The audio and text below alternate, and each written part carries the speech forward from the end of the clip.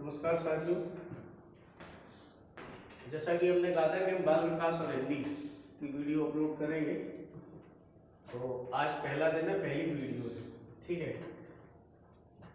थोड़ा सा ऐसा हो सकता है कि आपको लगे कि भाई लेक ऑफ कॉन्फिडेंस है, तो पहला टाइम में पहली बार वीडियो शूट कर रहा हूँ, तो थोड़ी सी असहज महसूस भी कर रहा हूँ। बाकी आप तो केवल अपने पढ़ाई पे ध्यान दें, ठीक है। बाकी मेरे कॉन्फिडेंस पे, इन सारी चीज़ों से आपका कोई फ़ायदा होने वाला नहीं है, ना नुकसान होने वाला है, ठीक है।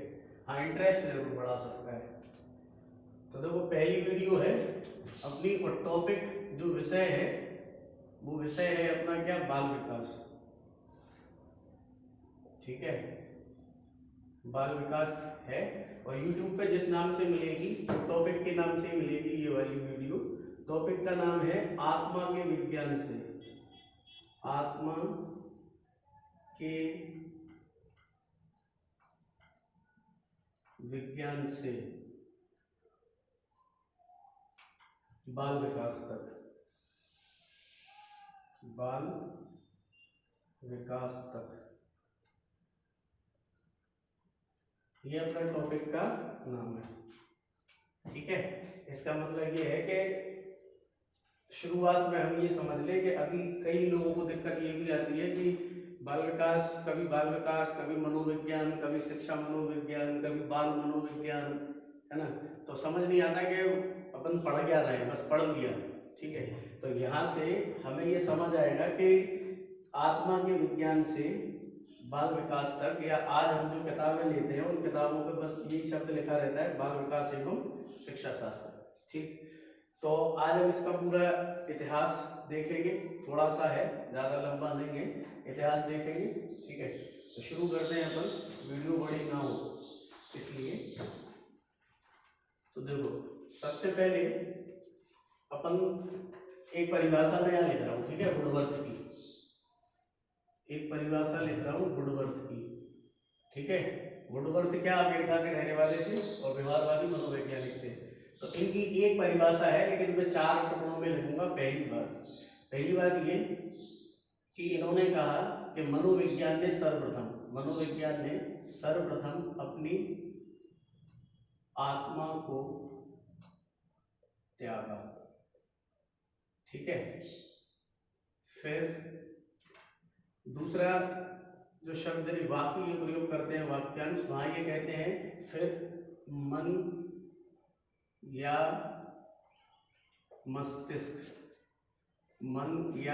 मस्तिष्क को छोड़ा। ठीक है, फिर ये कहते हैं आगे, फिर अपनी चेतना खोई। फिर ये कहते हैं कि इसने अपनी क्या चेतना खोई। और चौथा जो ये कहते हैं, तो ये कहते हैं कि वर्तमान में व्यवहार के विज्ञान के रूप में, व्यवहार के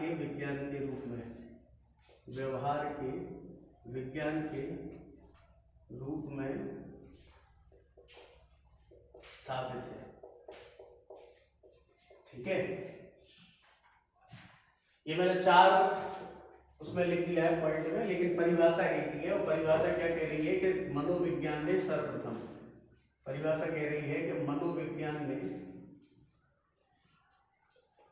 सर्वप्रथम।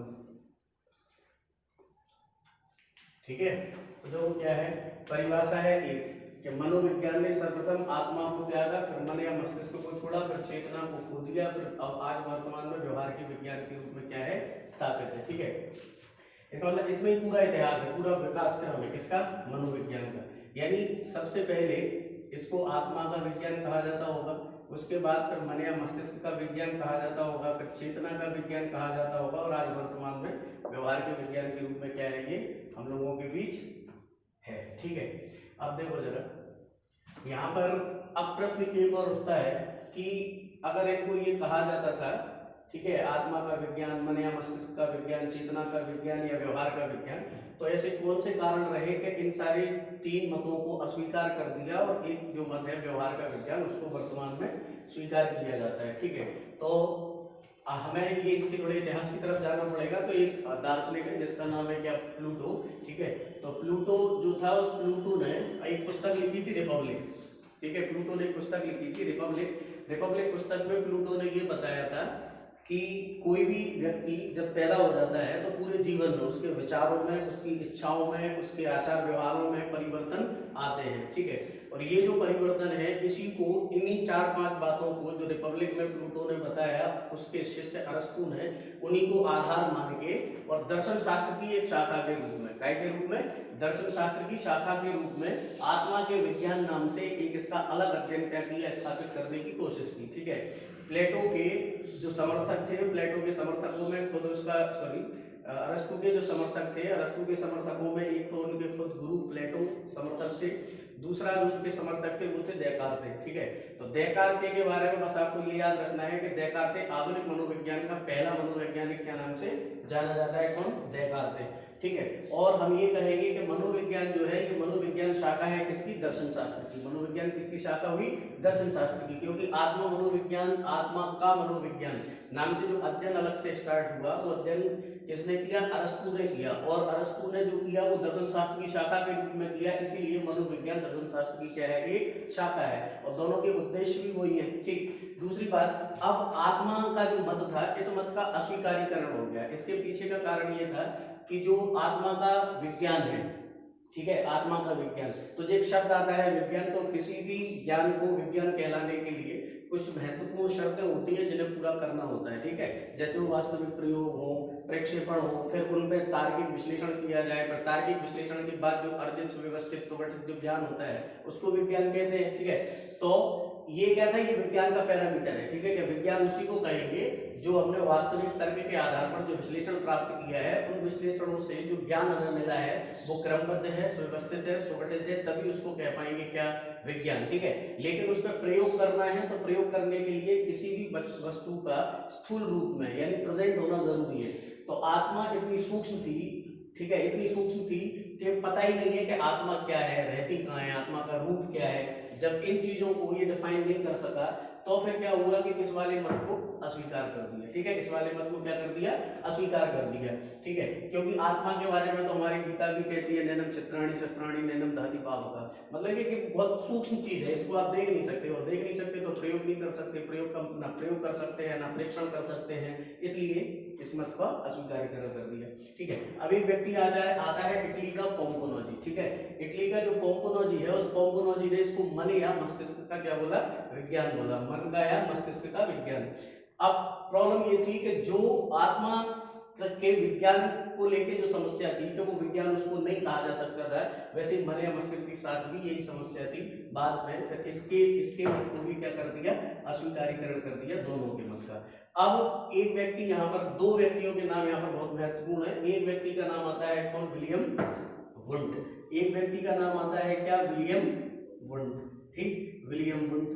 और विलियम वुंड के कुछ हैं समर्थक, ठीक है, विलियम वुंड के कुछ है समर्थक, ठीक है। तो समर्थकों में विलियम जेम्स विलियम वुंड का समर्थक है, जेम्स सिली विलियम वुंड का समर्थक है, ठीक है। और आपका क्या नाम से एडवर्ड टिचनर कौन है, विलियम वुंड का क्या है, समर्थक है। तो इनके समर्थक थे, मतलब ये लोगों ने मिलकर क्या नाम से इसका समर्थन किया कि विलियम वुंड ने कहा कि ये काय का विज्ञान है, चेतना का विज्ञान है, ठीक है। और विलियम वुंड ने और विलियम जेम्स ने दोनों ने मिलकर इस पर क्या किया, प्रयोग किया।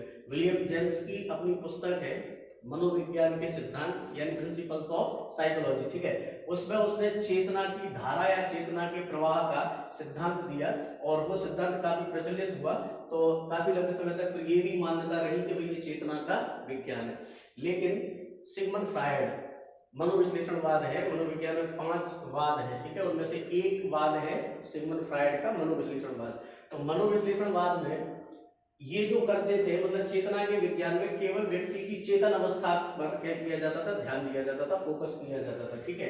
लेकिन जैसे ही सिगमंड फ्रायड ने अपना मनोविश्लेषणवादी सिद्धांत दिया तो उस सिद्धांत में उसने चेतन, अचेतन और अर्धचेतन तीन क्या नाम से इसकी साथ 3 भागों में इसको डिवाइड किया। और उसने सबसे ज्यादा जो महत्व दिया वो दिया अचेतन मन को, आगे अपन पढ़ेंगे अचेतन मन को। और ये जो विज्ञान था चेतना का विज्ञान, ये अर्धचेतन और अचेतन में फर्क नहीं बता पाया।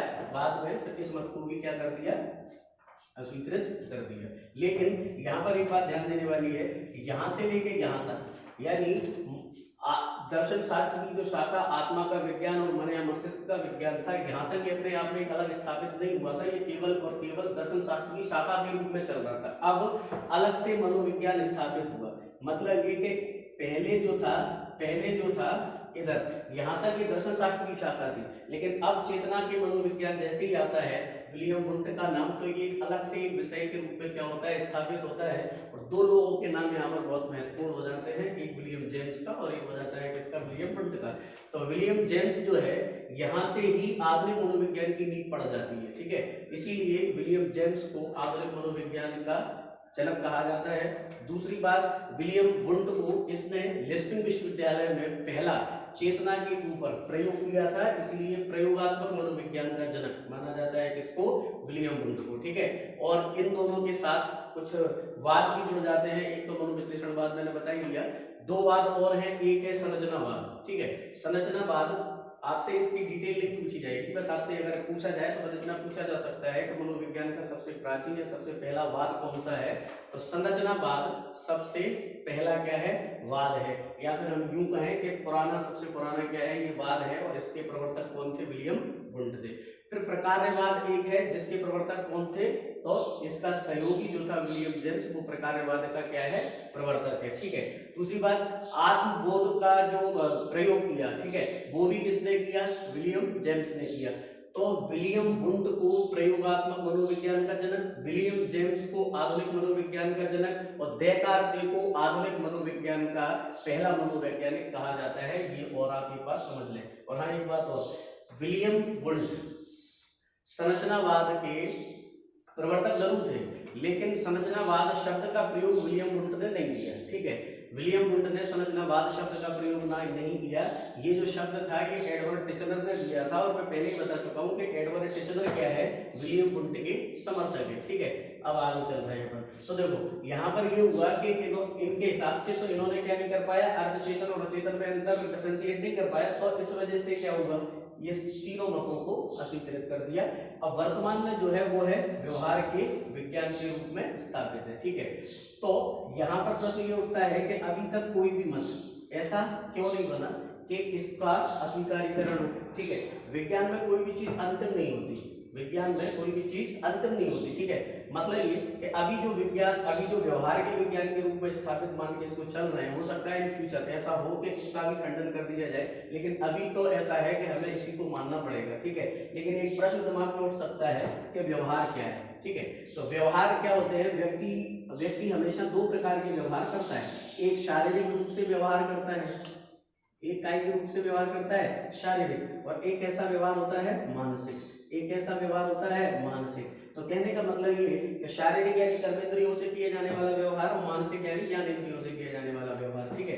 तो इन व्यवहारों में तीन प्रकार के व्यवहार आ जाते हैं। कितने प्रकार के व्यवहार आ जाते हैं, तीन प्रकार के। एक को बोला जाता है संज्ञानात्मक व्यवहार, एक को क्या बोला जाता है, संज्ञानात्मक व्यवहार। एक को बोला जाता है भावात्मक व्यवहार, क्या, भावात्मक व्यवहार। और एक को बोला जाता है क्रियात्मक व्यवहार, ठीक, एक को क्रियात्मक व्यवहार। तो व्यवहार में तीन प्रकार के, संज्ञानात्मक, भावात्मक और क्रियात्मक। तो इन तीनों के व्यवहारों जो मतलब इन तीनों को, किसी भी व्यक्ति की इन तीनों क्रियाओं को संज्ञानात्मक, भावात्मक, क्रियात्मक को मिलाकर कहा जाता है किसी व्यक्ति का क्या, व्यवहार, ठीक है।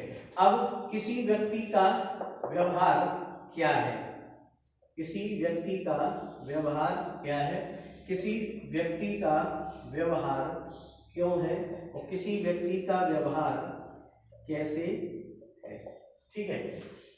व्यवहार ये, अब किसी व्यक्ति का व्यवहार क्या है, किसी व्यक्ति का व्यवहार क्यों है, किसी व्यक्ति का व्यवहार कैसे है, ये जिस विज्ञान के अंदर अध्ययन किया जाता है उस विज्ञान का ही नाम है क्या, मनोविज्ञान।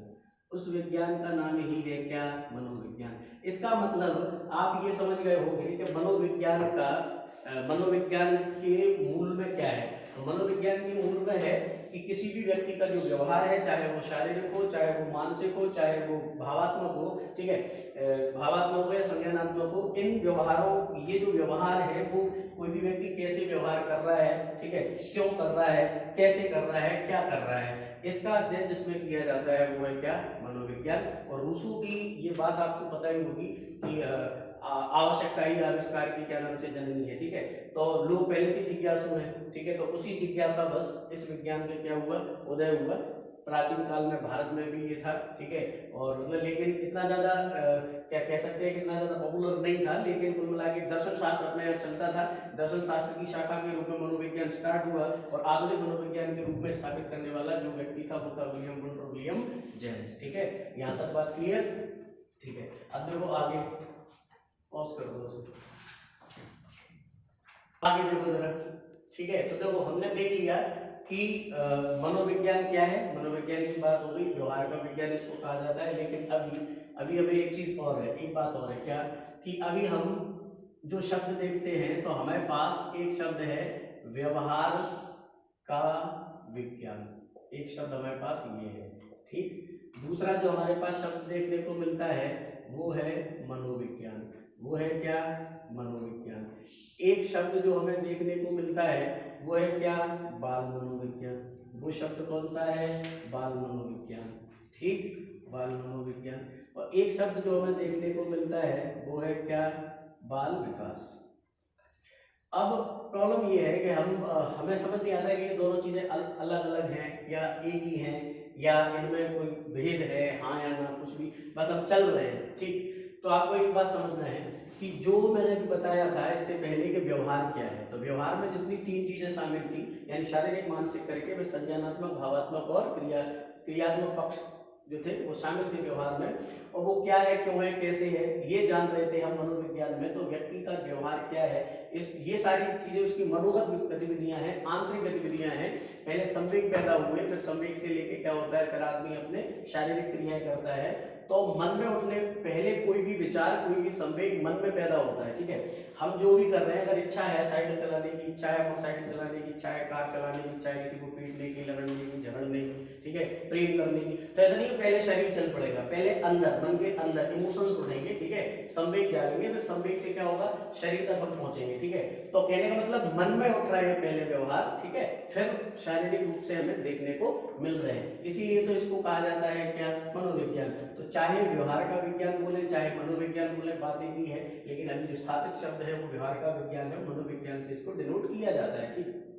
अगली बात, अब अगला प्रश्न ये है कि बाल मनोविज्ञान क्या है फिर। तो देखो, मनोविज्ञान के अपने क्षेत्र हैं, कहने का मतलब ये कि सबके अपने अपने क्षेत्र होते हैं, ठीक। आप अगर कोई भी पढ़ाई कर रहे हो, अगर कोई बच्चा इंजीनियरिंग कर रहा है तो इंजीनियरिंग में वो कौन सी साइड से इंजीनियरिंग कर रहा है, सिविल से कर रहा है, कंप्यूटर साइंस से कर रहा है, इलेक्ट्रिक से, किसी से भी इंजीनियरिंग कर सकता है। अगर वो पढ़ाई कर रहा है प्रशासनिक पद की, तो हो सकता है प्रशासनिक पद में कोई किसी की तैयारी कर रहा है, कोई किसी की तैयारी कर रहा है, शासकीय नौकरियों में कोई एमपीएसआई के लिए तैयारी कर रहा है, कोई यूपी के लिए कर रहा है। तो मेरा कहने का मतलब ये कि उसका प्रयोग उसी क्षेत्र में होगा जिसके लिए वो तैयार हो रहा है, ठीक है। मेरा कहने का मतलब अगर वो सिविल से क्या नाम से इंजीनियरिंग कर रहा है तो उसके ज्ञान का प्रयोग सिविल क्षेत्र में होगा, सिविल सेक्टर्स में होगा, ठीक है। अगर कोई डॉक्टरी भी कर रहा है, डॉक्टर अगर बन रहा है वो, तो डॉक्टर भी अलग अलग है, तो उनका सबका अपना क्षेत्र होगा। वैसे ही ये भी क्या है, मनोविज्ञान एक विषय है और इसका एक क्षेत्र है। अब वो क्षेत्र कौन कौन से हैं, तो बाल मनोविज्ञान इसका क्षेत्र है, मानव मनोविज्ञान इसका क्षेत्र है, शिक्षा मनोविज्ञान इसका क्षेत्र है। तो इसके मनोविज्ञान के कई क्षेत्र हैं, उन्हीं में से उन्हीं को कहा जाता है ब्रांच, या फिर उन्हीं को कहा जा सकता है क्या, की शाखाएं। तो हम ये कहेंगे कि मनोविज्ञान की शाखा है बाल मनोविज्ञान, मनोविज्ञान की शाखा है बाल मनोविज्ञान। और बाल मनोविज्ञान को वर्तमान में जिस नाम से जाना जाता है वो है बाल विकास, ठीक है। तो मेरा कहने का मतलब ये हुआ कि जहां पर हमने अभी ये देखा कि मनोविज्ञान क्या है, तो मनोविज्ञान है दर्शन शास्त्र की शाखा, और बाल मनोविज्ञान है मनोविज्ञान की शाखा, शिक्षा मनोविज्ञान है मनोविज्ञान की शाखा, और बाल विकास के नाम से डिनोट किया जाता है वर्तमान में, बाल विकास नाम दिया गया किसको, बाल मनोविज्ञान को। यहाँ तक बात क्लियर। अब आगे देखो जरा, ठीक है। तो देखो, बाल विकास नाम से जाना जा रहा है बाल मनोविज्ञान को, ठीक। और बाल मनोविज्ञान शिक्षा मनोविज्ञान की शाखा है, शिक्षा मनोविज्ञान की क्या है, मनोविज्ञान की ये शाखा है, ठीक है। अब जरा देखो, अब बाल विकास, ठीक है, अब शब्द है बाल विकास। अब इसके प्रयोग के क्षेत्र क्या होंगे, तो जैसा कि मैंने कहा कि सिविल इंजीनियर सिविल सेक्टर में काम करेगा, अगर कोई चाइल्ड डॉक्टर है तो वो बच्चों को देखेगा, अगर कोई क्या नाम से, अगर आप टीचर बनने जा रहे हो, अगर आप संस्कृत के टीचर हो तो आप संस्कृत वाले सेक्टर को देखोगे, अगर आप इंग्लिश के टीचर हो तो आप इंग्लिश वाले सेक्टर को देखोगे। वैसे ही ये जो बाल मनोविज्ञान है, तो इसमें हम ये देखेंगे कि बच्चे क्या हैं, क्यों हैं, कैसे हैं। और इससे जो हमें ज्ञान प्राप्त होगा, या फिर हम कहें कि बाल विकास से जो हमें ज्ञान प्राप्त होगा, उस ज्ञान का जो क्षेत्र है जिसमें इस ज्ञान का प्रयोग होगा वो है शिक्षा शास्त्र। वो है क्या? शिक्षा शास्त्र।